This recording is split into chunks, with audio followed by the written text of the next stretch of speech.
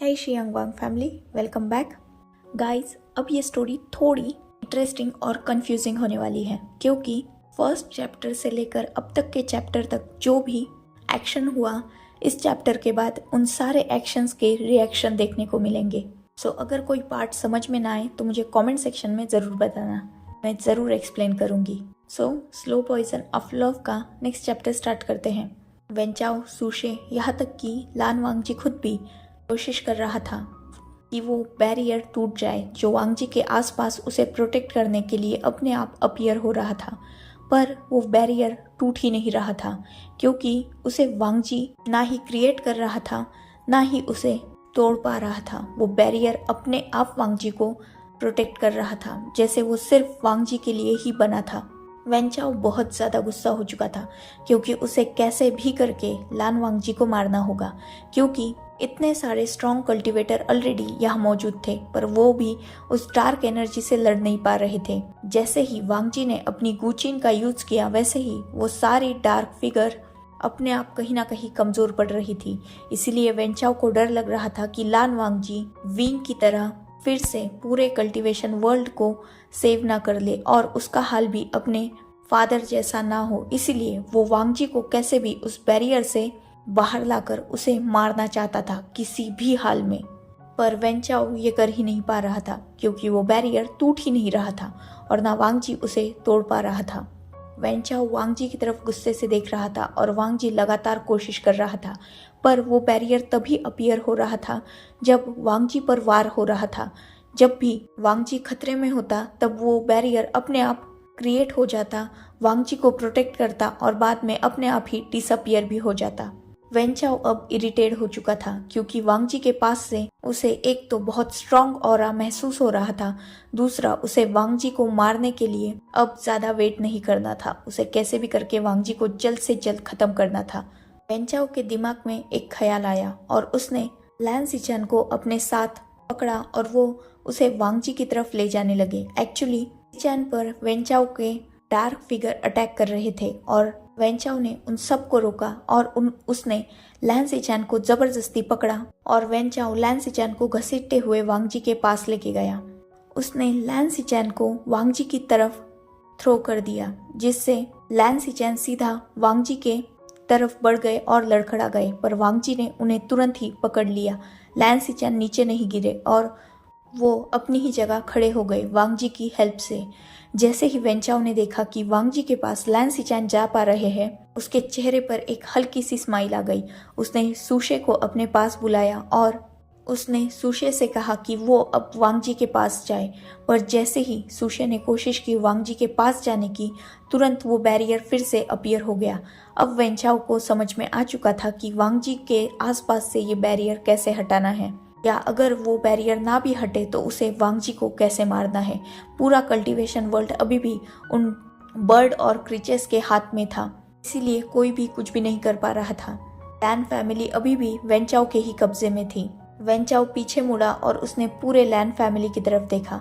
उसने अपने क्रिएचर्स को ऑर्डर दिया और वो क्रिएचर तुरंत लैन चिंगेजुन, लैन कुरैन और बाकी लैंस को भी मारने लगे, मतलब लैनी और लैन हुसैन को। इसे देखकर लैन सिचन और लान वांगजी उन्हें प्रोटेक्ट करने के लिए बढ़ने ही वाले थे कि तुरंत वेंचाओ ने सामने आते हुए कहा, लैन सिचन, सुना है तुम अपने भाई से बहुत ज्यादा प्यार करते हो, तो अब एक काम करो, अपने इन्हीं प्यारे हाथों से अपने इस प्यारे भाई को मारो।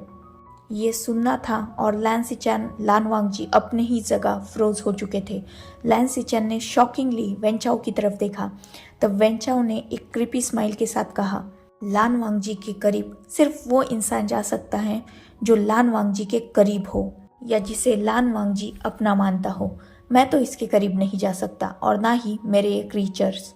तो तुम एक काम करो, तुम अब अपने प्यारे भाई को मारो, उसकी जान लो, वरना मैं तुम्हारी पूरी फैमिली और इस पूरे कल्टीवेशन वर्ल्ड को खत्म कर दूंगा।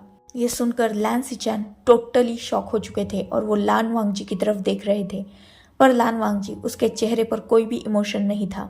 उसे कोई फर्क नहीं पड़ रहा था कि वेंचाओ क्या कह रहा है। सिचन ने वेंचाओ की तरफ देखा और कहा, मैं ऐसा कभी नहीं करूंगा। वेंचाओ ने सिचन की तरफ देखा और हंसते हुए कहा, तो फिर अपने मॉम डैड और अपने प्यारे ओमेगा को मरते हुए देखो। इतना बोलकर वेन चाओ पीछे मुड़ा अपनी लैन फैमिली को देखने के लिए, जिसे उसने कैद करके रखा था। वो सारे क्रिएचर लैन फैमिली को टॉर्चर कर रहे थे, जिसे देखकर वांगजी ने सिचैन की तरफ देखा और कहा, सोचिए मत, अपनी सॉर्ड उठाइए और मुझ पर वार कीजिए। सिचैन ने तुरंत वांगजी की तरफ देखा, जिसके चेहरे पर अभी भी कोई एक्सप्रेशंस नहीं थे, पर उसकी आंखों में बहुत सारे इमोशन थे।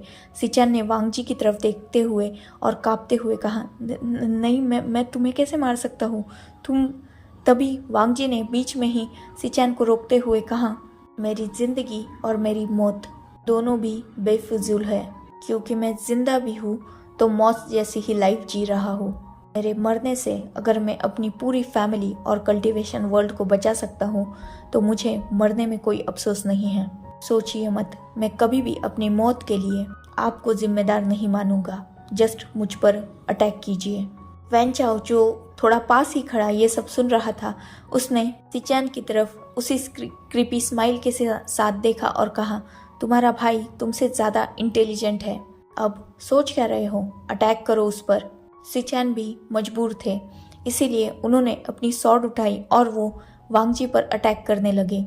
पर वो वांगजी पर अपनी पूरी फोर्स से अटैक नहीं कर रहे थे, जिससे वांगजी को थोड़े बहुत कट तो लग रहे थे, पर वो इतने गहरे नहीं थे कि वांगजी की जान जा सके।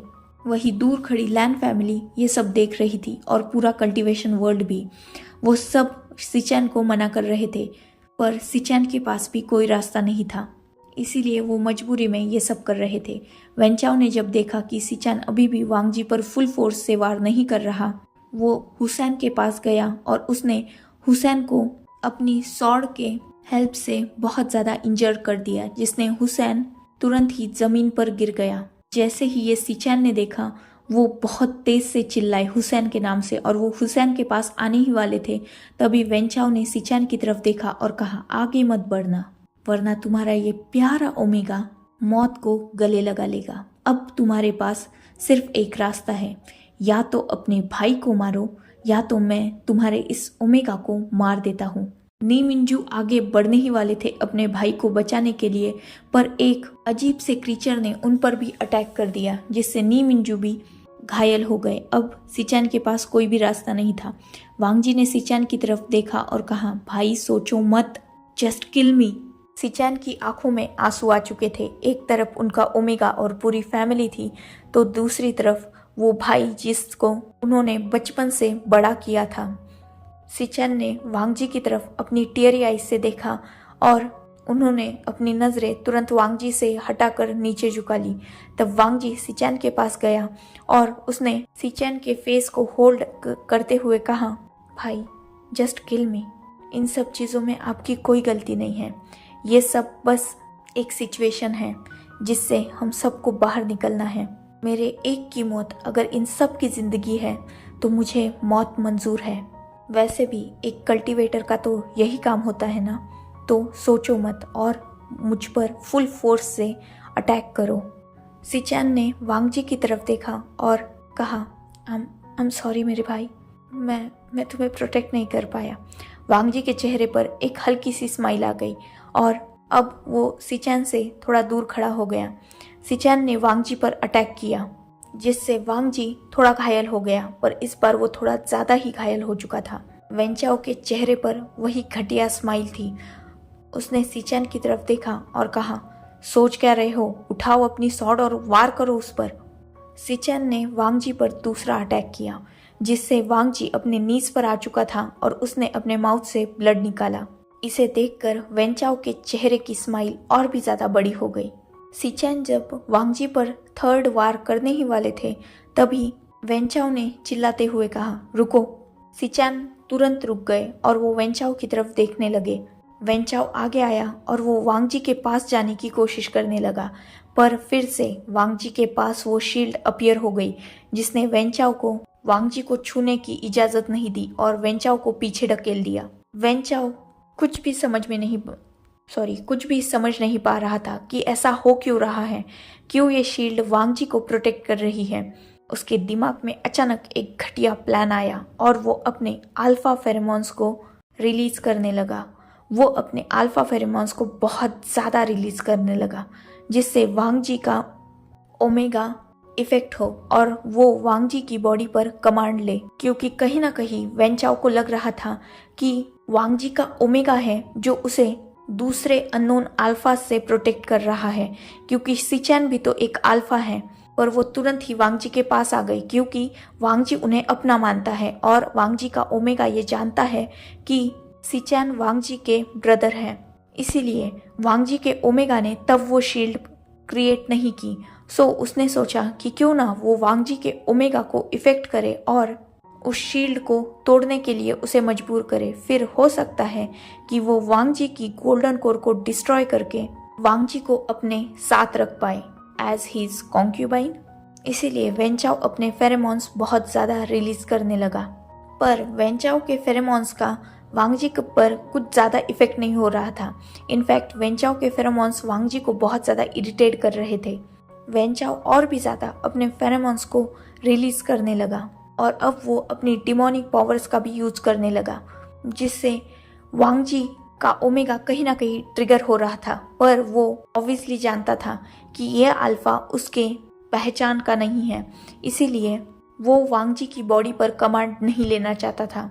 ऑब्वियसली ओमेगा सिर्फ अल्फाज के सामने ही अपने अल्फा के सामने ही बॉडी पर कमांड लेना ज़्यादा पसंद करते हैं, और वेंचाओ वांग जी का अल्फा तो नहीं था। इसीलिए वांग जी का अल्फा वांग जी की बॉडी पर वांग जी का ओमेगा वांग जी की बॉडी पर कमांड नहीं लेना चाहता था। पर वेंचाओ के अल्फा फेरोमोन्स बहुत ज़्यादा ही वांग जी के ओमेगा को इरिटेट कर रहे थे। ऊपर से वांग जी इंजर्ड था, इसीलिए वांग जी की खुद की पावर भी कम पड़ रही थी। करीबन 15 से 20 मिनट जब वेंचाओ ने अपने स्ट्रॉन्ग फेरोमोन्स रिलीज किए, तब जाकर कहीं वांग जी का अल्फा वांग जी का ओमेगा इफेक्ट हुआ था और अब वांग जी की आंखें गोल्डन कलर में शाइन कर रही थी। वेंचाओ के चेहरे पर फिर से स्माइल आ गई, क्योंकि वो जो चाहता था वो हो गया था। अब वो वांग जी के करीब जाने लगा, पर फिर भी वेंचाओ वांग जी के करीब नहीं जा पाया, क्योंकि वो शील्ड वापस से अपीयर हो चुकी थी और अब वो पहले से भी ज़्यादा स्ट्रॉन्ग लग रही थी, क्योंकि वो वांग जी के ओमेगा को और भी ज़्यादा स्ट्रॉन्गली प्रोटेक्ट कर रही थी। क्योंकि ऑब्वियसली जब एक पर्सन अपने ओमेगा या अपने अल्फा के फॉर्म में आता है तब वो और भी ज़्यादा सेंसिटिव हो जाता है। अगर वो अल्फा हो तो अपने ओमेगा के लिए वो बहुत ज़्यादा प्रोटेक्टिव होगा, और वही अगर वो एक ओमेगा हो तो वो बहुत ज़्यादा सेंसिटिव हो जाता है।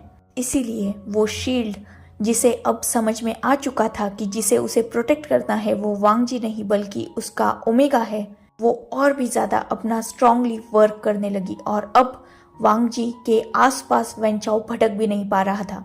इसे देखकर वेंचाओ को गुस्सा आ गया। उसने सिचैन की तरफ देखा और कहा, इसे मारो।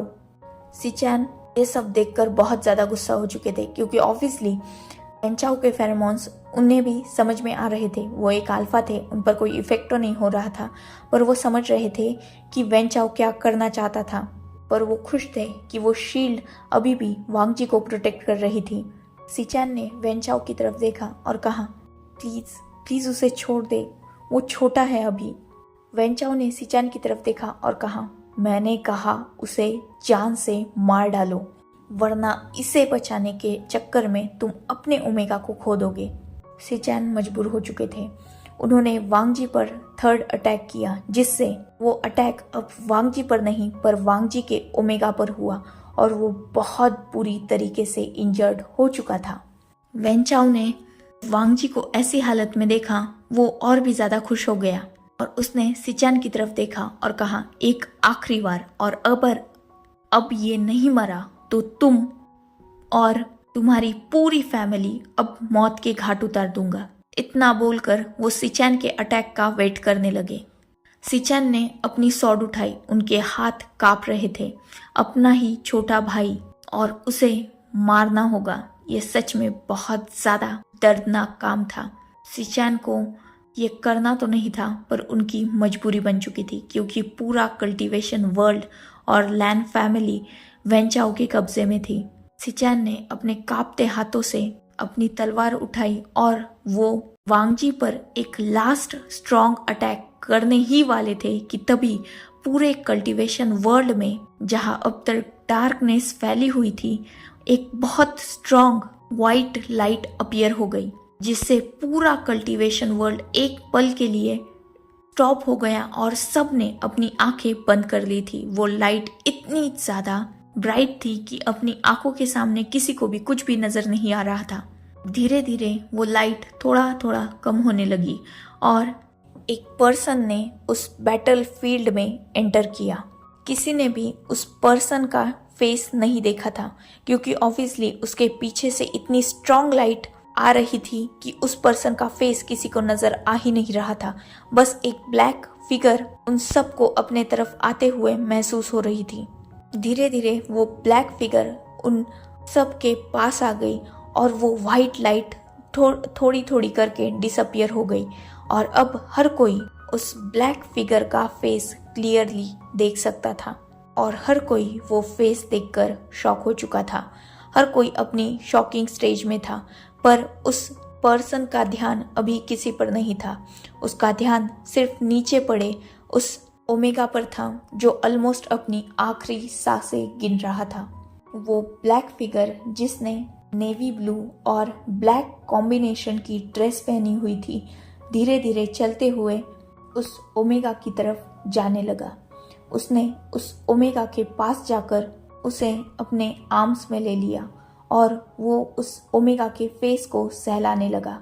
उस ओमेगा के मतलब अपने वांगजी के फेस पर पूरी तरीके से ब्लड लगा हुआ था, इसीलिए उस पर्सन ने उस ब्लड को धीरे धीरे अपने हाथ से ही वाइप किया और उस ब्यूटीफुल ओमेगा का वो ब्राइड फेस देखा, जो अभी पेल पड़ चुका था। ऑब्वियसली वांगजी का अभी ओमेगा फॉर्म था, इसीलिए उसकी आंखें ऑलरेडी गोल्डन कलर में शाइन कर रही थी।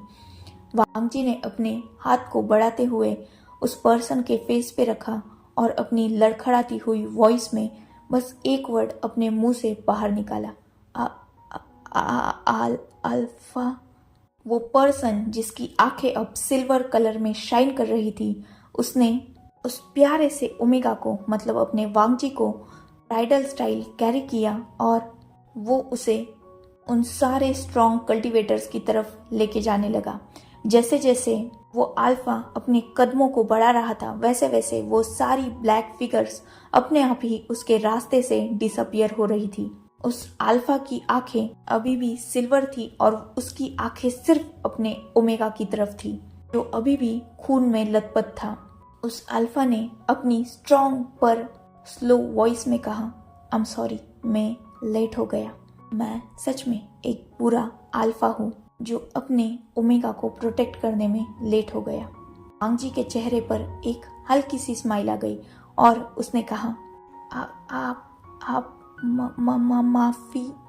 इससे पहले कि वांगजी कुछ बोल पाता, उस अल्फा ने अपनी उसी स्लो ट्यून में कहा, डोंट वरी, अब तुम्हारा अल्फा यहाँ है और वो अपने ओमेगा को कुछ भी नहीं होने देगा।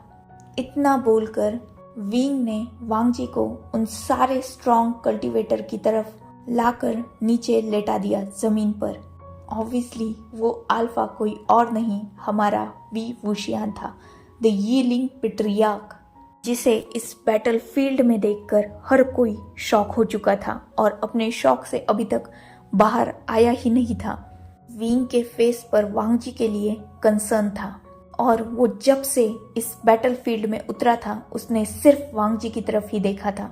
उसने सबसे पहले अपने कदमों को वांगजी की तरफ ही बढ़ाया था और उसने वांगजी को ही अपने आर्म्स में भी लिया था, जैसे वो यहाँ सिर्फ और सिर्फ अपने वांगजी को ही प्रोटेक्ट करने आया था, या यूं कहा जाए कि विंग का अल्फा सिर्फ उसके ओमेगा को ही प्रोटेक्ट करने आया था, जो उसने कर भी लिया था।